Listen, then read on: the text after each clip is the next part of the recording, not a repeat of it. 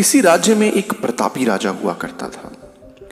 वो राजा रोज सुबह उठकर पूजा पाठ करता और गरीबों को दान देता।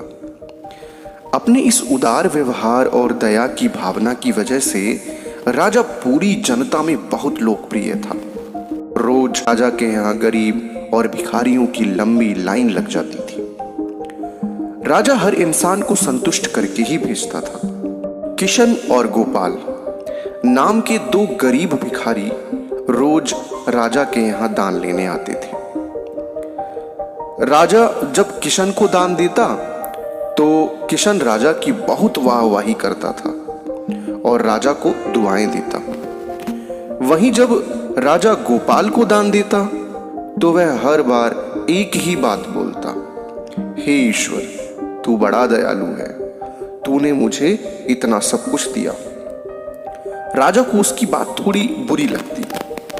राजा सोचता था कि दान मैं देता हूं और ये गुणगान उस ईश्वर का करता है। अब एक दिन राजकुमारी का जन्मदिन था। उस दिन राजा ने दिल खोल कर दान दिया। जब किशन और गोपाल का नंबर आया तो राजा ने पहले किशन को दान दिया। किशन राजा के गुणगान करने लगा, लेकिन राजा ने जैसे ही गोपाल को दान दिया वो हाथ उठाकर बोला, हे ईश्वर, तू ही अन्नदाता है। आज तूने मुझे इतना दिया, इसके लिए प्रभु तुझे बहुत बहुत धन्यवाद देता हूं। राजा को यह सुनकर बड़ा गुस्सा आया। उसने कहा कि गोपाल, मैं रोज तुम्हें दान देता हूं, फिर तुम मेरे बजाय ईश्वर का गुणगान क्यों करते हो? गोपाल बोला, राजन, देने वाला तो ऊपर बैठा है, वही सबका अन्नदाता है, आपका भी और मेरा भी। यह कहकर गोपाल वहां से चला गया। अब राजा ने गोपाल को सबक सिखाने की सोची।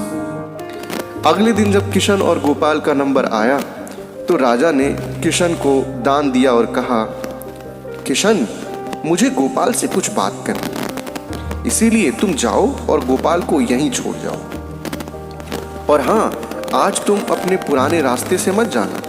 आज तुमको राजमहल के किनारे से जाना है, जहां से सिर्फ मैं गुजरता हूं। किशन खुशी खुशी दान लेकर चला गया। राजमहल के किनारे का रास्ता बड़ा ही शानदार और खुशबू से भरा था। संयोग से राजा ने उस रास्ते में एक चांदी के सिक्कों से भरा हुआ घड़ा रखवा दिया था।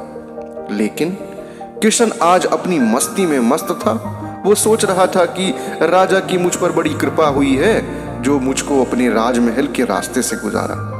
यहां से तो मैं अगर आंख बंद करके भी चलूं तो कोई परेशानी नहीं होगी। यही सोचकर किशन आंखें बंद करके रास्ते से गुजर गया। लेकिन उसकी नजर चांदी के सिक्कों से भरे घड़े पर नहीं पड़ी। थोड़ी देर बाद राजा ने गोपाल से कहा कि अब तुम जाओ, क्योंकि किशन अब जा चुका होगा, लेकिन तुमको भी उसी रास्ते से जाना है जिससे किशन गया है। गोपाल धीमे कदमों से ईश्वर का धन्यवाद करते हुए आगे बढ़ चला। भी थोड़ी दूर ही गया होगा कि उसकी नजर चांदी के सिक्कों से भरे हुए घड़े पर पड़ी।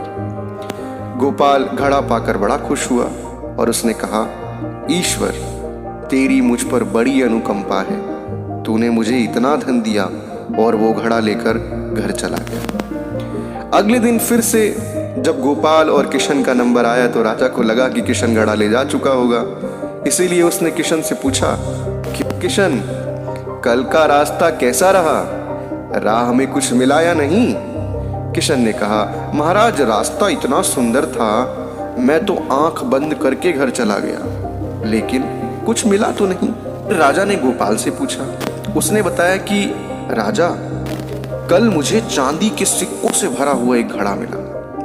ईश्वर ने मुझ पर बड़ी कृपा की। राजा किशन से बड़ा गुस्सा हुआ। उसने कहा कि आज मैं तुझे धन नहीं दूंगा, बल्कि एक तरबूज दूंगा। किशन बेचारा परेशान तो था, लेकिन कहता भी क्या, चुपचाप तरबूज लेकर चल पड़ा। उधर राजा ने गोपाल को रोजाना की तरह धन दान में दिया। किशन ने सोचा कि इस तरबूज का मैं क्या करूंगा, और यही सोचकर वह अपना तरबूज एक फल वाले को बेच आया।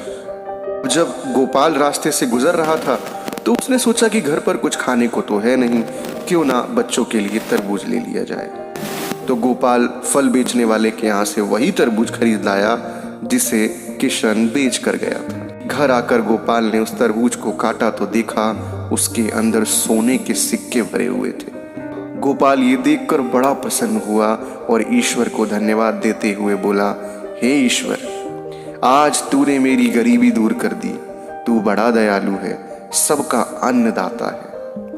अगले दिन जब राजा दान दे रहा था तो उसने देखा कि केवल अकेला किशन ही आया है, गोपाल नहीं आया। उसने किशन से पूछा तो किशन ने बताया कि कल भगवान की कृपा से गोपाल को एक तरबूज मिला जिसके अंदर सोने के सिक्के भरे हुए थे।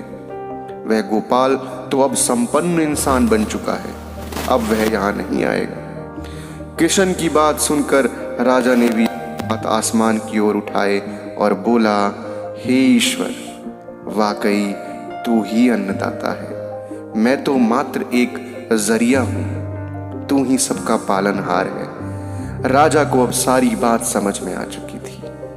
तो दोस्तों, इस प्यारी सी कहानी में इतना ही। मिलते हैं एक और नई शानदार कहानी में। अगर आपको यह कहानी अच्छी लगी तो प्लीज़ चैनल को सब्सक्राइब कीजिएगा, वीडियो को लाइक कीजिएगा। हम आपके लिए ऐसी ही शानदार कहानियाँ सदैव लाते रहेंगे। धन्यवाद।